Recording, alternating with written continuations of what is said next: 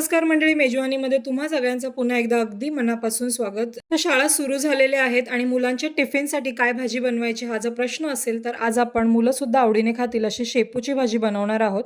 त्यासाठी तेल घेतलेलं आहे, त्यामध्ये अर्धा चमचा जिरे घालते. जिरे छान तडतडले की त्यामध्ये 5 ते 6 लसणाच्या पाकळ्या मी चिरून घेतलेल्या आहेत त्या घालते. लसूण तेलामध्ये परतून झाला की त्यामध्ये मी 4 ते 5 हिरव्या मिरच्या बारीक चिरलेल्या घालते.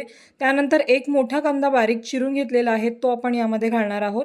हे सर्व साहित्य तेलामध्ये व्यवस्थित परतून घ्यायचं आहे. कांदा छान लाल होईपर्यंत आपण फ्राय करून घेणार आहोत.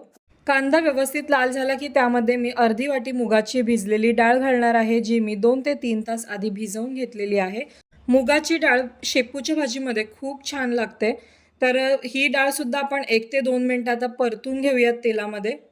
त्यानंतर यामध्ये आपण चवीनुसार मीठ घालायचं आहे, म्हणजे कांद्यामध्ये आणि डाळीमध्ये मीठ छान मुरलं जातं. तर आता यामध्ये आपण शेपूची भाजी जी मी बारीक चिरून घेतलेली आहे ती घालते. आधी मी व्यवस्थित शेपू धुवून घेतला होता आणि मग बारीक चिरला होता, त्यामुळे यामधलं सगळं पाणी आता निथळलेलं आहे. तर सगळी भाजी आता आपण वर खाली करून घ्यायची आहे. जसजशी भाजी शिजायला लागते तशी ती कमी होते आणि याला मस्त असं पाणीसुद्धा सुटायला लागतं. तर जे भाजीला सुटलेलं पाणी आहे याच पाण्यामध्ये आपल्याला मुगाची डाळसुद्धा शिजवून घ्यायची आहे आणि मुगाची डाळ ही भिजली की लगेच शिजली जाते. तर मी इथे फक्त पाण्याचा एक शिंतोडा दिलेला आहे आणि यावरती झाकण ठेवायचं. 2 ते 3 मिनिटानंतर तुम्ही बघू शकता छान वाफ सुटते भाजीला आणि आता आपण एकदा मध्ये हलवून घेऊयात, म्हणजे भाजी खाली करपली जाणार नाही किंवा लागली जाणार नाही.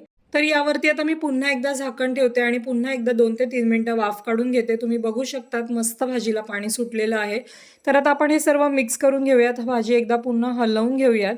तुम्ही बघू शकता डाळ मस्त शिजलेली आहे. आता यामध्ये मी 2 ते 3 चमचे ओल्या खोबऱ्याचा कीस घालणार आहे. इथे तुम्ही सुक्कं खोबरं पण घालू शकता किंवा जर काहीच नाही घातलं तरीसुद्धा भाजी खूप छान लागते. तर फक्त डाळ घालून केलेली शेपूची भाजीसुद्धा खूप छान आणि चविष्ट होते. तर ओलं खोबरं सर्व भाजीमध्ये मिक्स करून घेतलेलं आहे. गॅस बंद केला आहे मी आणि आता यावरती झाकण ठेवून देते. तयार आहे आपली मस्त अशी डाळ घालून केलेली शेपूची भाजी.